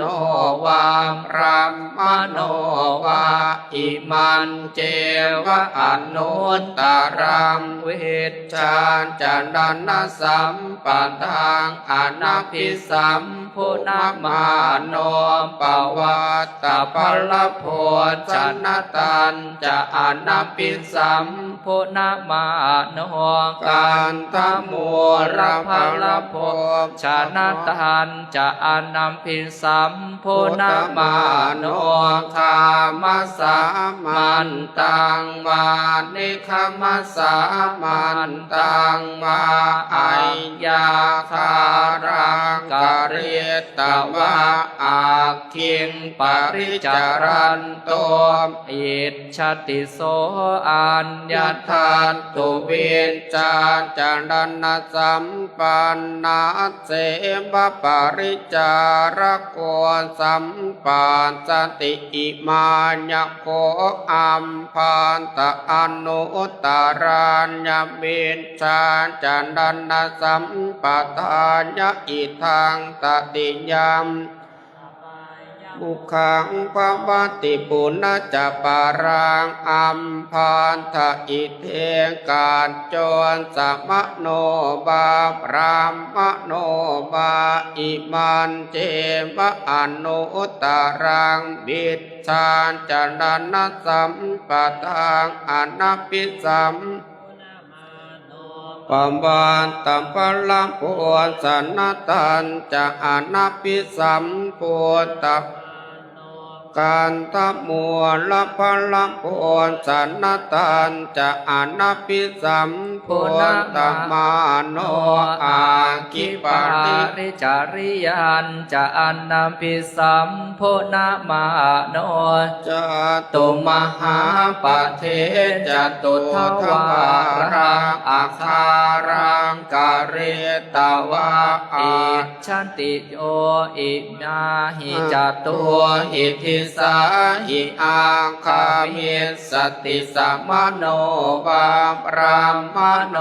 วาตมหังยตาสัตติยตาพลังปฏิปุเช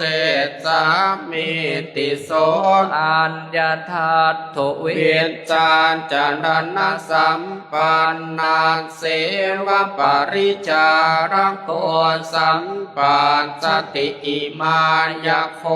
อัมภัตตะอนุตตรายเวชจานจันนสัมปทายะอิทังจตุทังอปายมุขังภวติอิมายะโค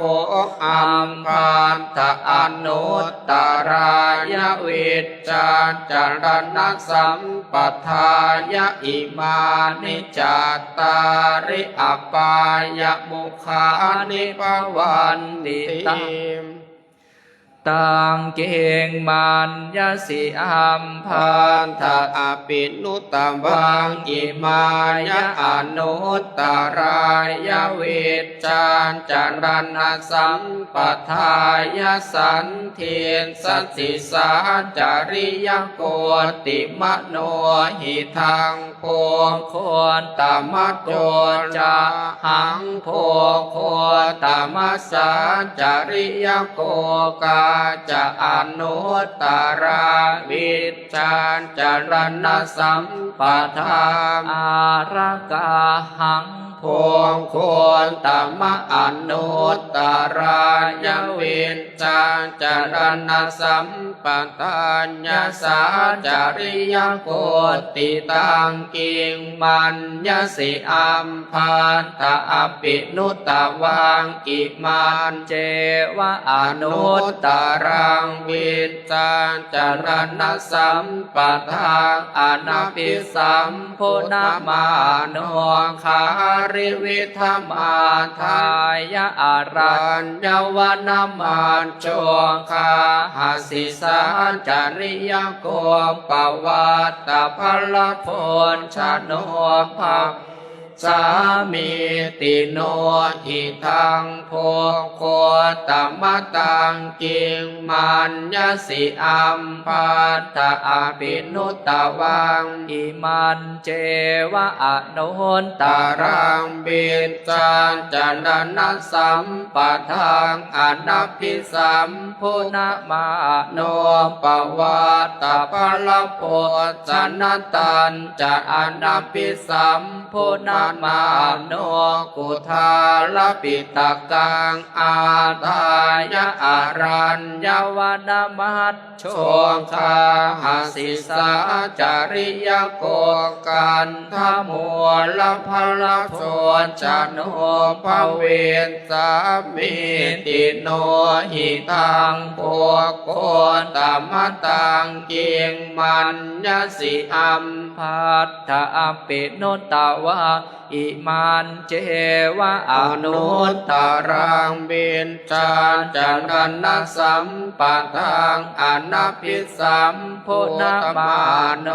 ปวัตตพลชนชนะตันจะอนัพพิสัมพุทธมาโนกันทมุลพลพลชนะตันจะอนัพพิสัมพุทธมาโนคะมาสามันตังวานิคามาสามันตังวาอักยานารังกเรตวะอังกิงปริจารันโตอิริยังโกติโนหิตังพวงโคตมะตังกิงมันยสิอัมพันตะอภินุตตวังอิมันเจวะอนุตตรังวิชชาจรณะสัมปทางอนัพพิสัมพุทธมาโนปวัตตพลโพชนะตันจะอนัพพิสัมพุทธมาโนกันทมุลพลโพชนะตันจะอนัพพิสัมพุทธมาโนอากิปาริจาริยันจะอนัพพิสัมพุทธมาโนจันตุมาปะเทจตุทวารังอาคารังกเรนตวะอาจสิสาจริยโกโยอิมาหิจตุหิทิสาหิอาคามิสติสัมโนวามพรัมมโนวาตังอายังยถาสัตติยถาพลังปฏิปุญเจตสามาติโนหิทังโพโคตมะอิติโขอัมพัตตะอิมายะเจวะตะวังอนุตตรายวิชชาจันนสัมปทายะปริหิโนสาจริยโกเยจิเม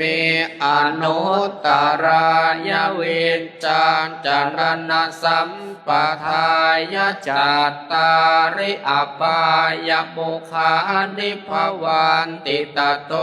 จตวังปริกินโนสัจจริยโกภาสิตังโคปนเตเอสาอัมพันธอาจาริเยนะพรามเนนะโปคารสาตินาวาจาเกมจะมนดกาสมณกาอิภากันหา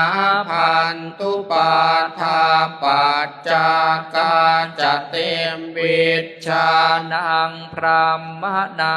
นังสังการจติอัตตนาอาปายิโกปิอปาริปุระมาโนปัสสะอัมพันธยาวะอปารันทันจะเตอิทังอาจาริยาสัพพมนาสโปคารสาติสามปุพพะอิสิภาวานุโยโคปรามโนโคปะนะหัมภัทธโปคารสานติรัญโยปะเสนาติสโกสาลานสัทธาติกังปุญสติตาสาราชาปะเสนาติโกสาโลสัมมุขีภาวัมปินาทาทาติยะทาปิเตนะมันเตติติโรโทสันเตนะมัมเตติยานสัคโคปะนะอัมพันธธรรมิกังจาตังเพียกังปฏิคันหายกะทังตาสาราชาปเสนทิโกสโลสามุขีภาวัมปินัทไทยปัสสะอัมพัทธยาวะอปารันทันจะเตอิทังจริยาสัพพ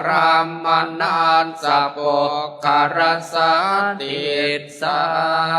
มตังกิงมันยสิอัมพันตอิทาราชาปเสนติโกสโลอันทิคีวายาวานิสินโนอาสปินเทวานิสินโนรัทุปัทธเรวันทิโตโอเคหิวาราชันเย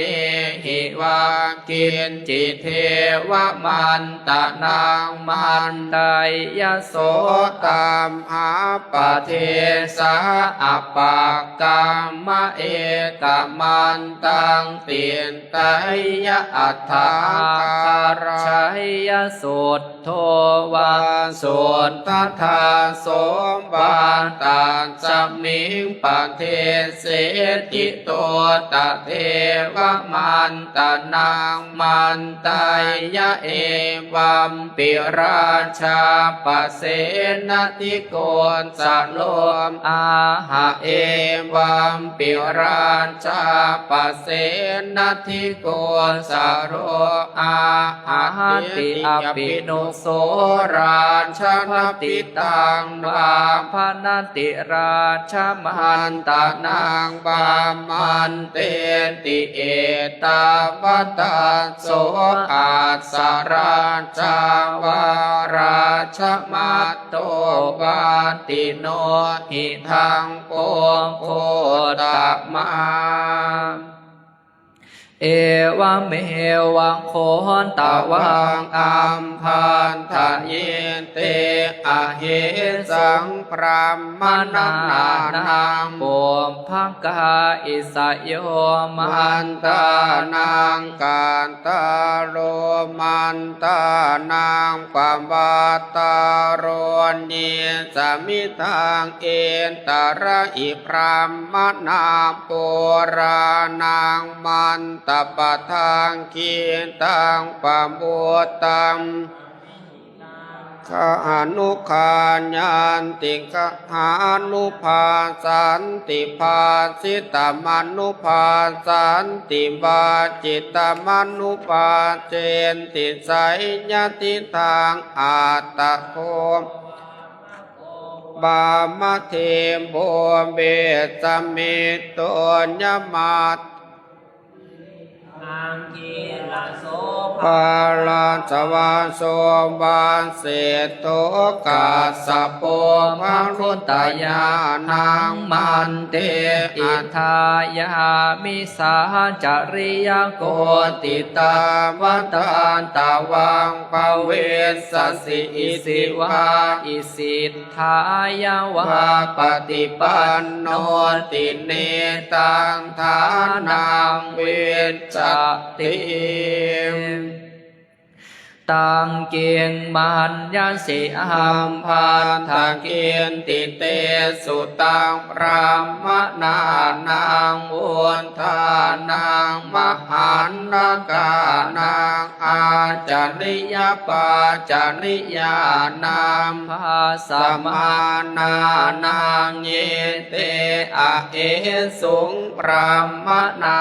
นังปุพพกาอิสโยมันตานังกัตตาโรมันตานังปวันตาโรเยสมิทังเอตระหิพรามนาโปรามันตปะทังทิตังปะโวนตังสามิหิตังตัทานุขายันติตัทานุภาสันติภาสิตามานุภาสันติวาจิตามานุวาเจนติไสยติธรรมอัตถังโกวามะโกวามะเทวเวสสามิตโตยมะตาคิอังคีระโสภารัตวาโจวาเศธโธกาสโปภคุเอวังสุเตสุนหาตา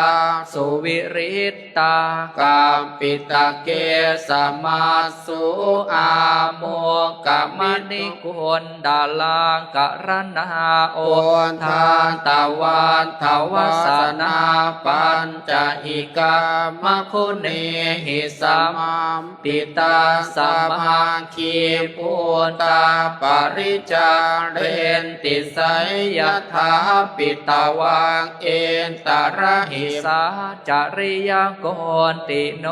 หิทังปวงโคนตมะเอวันสุเตนสาลีนังโอนตานังสุจิมังสุปเจจานางวิจิตาการกังอเนกสุปังอเนกพยัญชนะปริพุนจันติไสยถาปิตวังเอนตระหิสาจริญญโกติโนอิตังโปโคตมะเอวังสุเตมเบนกันนักปาสาหินารีหิปริจาเรนติไสยถาปิตาวัมเอตระหิสาจาริยโพติโนหิทังโพโคตมะเอวังสุเตพุตตวาเลหิวรวารเทหิทีคาหิปโตนทารามติหิวาหะเนวิตุเรนตาวิปัญญายันติไสยถาปิตวังจริยังโกนติโนหิทังโพโคนตมะเอวังสุเตโอกินนาปริคาสุโอขิตตปลิคาสุนัคโรปการิกาสุทิคาสิวุเทหิปุริเสหิราคาเป็นติส ยะถาปิตาวังเอตาระหิสาจาริยโกติโนอิทังโพโคตมะอิติโคอัมพันธเนวตาวาอิสินะอิสิทธายปฏิปันโนสาจัญญโกยัสสะโคปะนะอัมพันธมยิกังขาวามิมติวาโสมังปันเทนะอะหังไวยาการเนนะโสทิสามิติสาธุสาธุสาธุอนุโมทามินิพพานัสสะปัจจโยโหตุสำหรับการสาธยายพระไตรปิฎกสำหรับในค่ำคืนของมื้อนี้ก็ถือว่าจบลงมื้ออื่นก็จังคอยต่อสูตรที่4ถือว่ามื้ออื่นเป็นมื้อต่อสูตรที่4เรื่องของโสนทันตสุตตังจำปัญญกะภามนะขะหาปฏิกามื้ออื่นจังคอยต่อสูตรของตนนี้แล้วก็จะต่อไปจนสมควรแล้วก็จึงคอยมาอธิบายสำหรับมื้ออื่นตอนแรกกับขออนุโมทนาบุญกับพวกเราทั้งหลายโดยเฉพาะแม่นพระเดชพระคุณพระอาจารย์ใหญ่ที่ได้มีความดำริมีความตั้งใจในการสาธยายพระไตรปิฎกหนึ่งนั่นก็คือในความคิดของพระอาจารย์ใหญ่ก็เพื่ออยากเผยแผ่พระไตรปิฎกของดาวพระไตรปิฎกของประเทศดาวเฮาที่ด้วยความตั้งใจของพระอาจารย์ใหญ่ในการขุกคีในการสนับสนุนคณะทีมงานกวดแก่และจัดทำอาจารย์ใหญ่ก็ให้ความอนุเคราะห์บอกว่าจะเป็นปัจจัยบอกว่าจะเป็นการเยี่ยมยามอาจารย์ใหญ่ก็ให้ความอนุเคราะห์ตลอดมาจนเบียกงานพระไตรปิฎกนี่สำเร็จจนเบียกงานของพระไตรปิฎกสำเร็จตอนที่ขณะอาตมาภาพสอนกรรมฐานอยู่ที่วัดนาคูนหน่อยของพวกเราในปีก่อนๆโครงการเก่าเดือนก็สอนได้อยู่7 เดือนปลายพระอาจารย์ใหญ่ก็บอกว่ามาหาไปเหตุงานพระไตรปิฎกอยู่ที่วัดนาดีตอนนั้นก็ได้ไปเหตุกับทีมงานอยู่ที่วัดนาดีใส่เวลาอยู่3 ปีกว่าใส่เวลาอยู่3 ปีกว่าจึงค่อยสำเร็จออกมาแล้วก็ได้มีการตกลงทางคณะบริหารงานศูนย์กลางคณะพระผู้ใหญ่ก็ได้เห็นดีเห็นชอบกันในการจัดพิมพ์พระไตรปิฎกทั้ง2 ฉบับภาษาปาลีและภาษาดาวภาษาปาลีนั้นพิมพ์อยู่จำนวน 1,250 สุดภาษาดาวนั้นพิมพ์อยู่จำนวน 3,750 สุดรวมเป็น 5,000 สุดใน 5,000 สุดนี้มีจำนวนมูลค่าอยู่ในการจัดพิมพ์นั้นเท่ากับ50 ตื้อในการจัดพิมพ์แต่ว่าทางนี้ทางนั้นในการสาธยายนี่ก็เป็นการเผยแผ่ให้ค คนดาวชาวพุทธหรือว่าคนต่างประเทศให้ได้รับรู้ว่าพระไตรปิฎกของประเทศลาวเฮานั้นแม่นได้มีแล้วได้เกิดขึ้นแล้วทางภาครัฐทางคณะสงฆ์ได้เห็นความสำคัญว่าหัวใจของพุทธศาสนานั้นก็คือพระไตรปิฎกทั้งเบิดหัวใจของพุทธศาสนาก็คือพระไตรปิฎกทั้งเบิดได้ก็เป็นแผนที่ในการเดินทางของคณะสงฆ์ตลอดถึงญาติโยมผลรวมลงได้ว่าพุทธบริษัทสี่ต้องมีหัวใจต้องมีแผนที่นี่ก็คือความดำริของพระอาจารย์ใหญ่ความตั้งใจของพระอาจารย์ใหญ่ในการสาธยายพระไตรปิฎกในเทื่อนี้และก็มื้ออื่นเป็นมื้อสุดท้ายของการสาธยายพระไตรปิฎกในเฉพาะโครงการ 3-4 มื้อนี้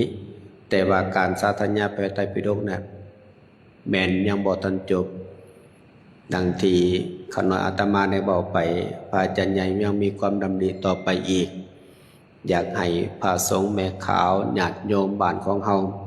ได้มีการสาธยายพระไตรปิฎกทุกๆวันศีลก่อนที่จะเข้าพรรษาในส่วนเข้าพรรษาก็จะมีการสาธยายพระไตรปิฎกตลอดพรรษานี่ก็คือบ้อมไปก่อนให้เอาสำเนียงเอาสำเนียงให้หูจักอักขระแต่ก็ให้คุณตาไว้คุณหูคุณตาในการอ่านในพรรษาที่แล้วก่อนว่าอาตมาก็สาธยายอยู่ที่ธรรมจันไดมื้อหนึ่ง4 ชั่วโมงสาธยายได้อยู่เดือนปลายก็เลยได้หยุดไปเนื่องจากสถานที่บ่เอื้ออำนวยก็ขออนุโมทนาเป็นอย่างยิ่งนำพระเดชพระคุณพระอาจารย์ใหญ่ที่ได้มีความตั้งใจตลอดถึงคณะครูบาอาจารย์และญาติโยมท่านหลายที่ได้มีความตั้งใจในการสาธยายก็ขอบุญกุศลทั้งหมดทั้งมวลแก่พวกเฮาท่านทั้งหลายจงเป็นเหตุเป็นปัจจัยพวกเฮาท่านทั้งหลายนั้นเป็นผู้มีอายุวรรณะสุขภาละปฏิภาณธนสารสมบัติธรรมสารสมบัติด้วยกันจงทุกท่านทุกคนเทินต่อไปอันเมนิตญาบุตรประเสริฐได้ถวายกันบูชาธรรมบ่โยมแม่เจริญพรเข้ามา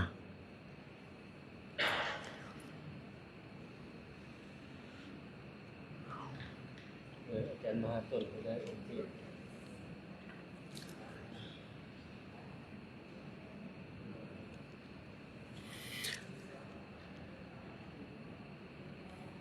อยากท่านนี้นะครับ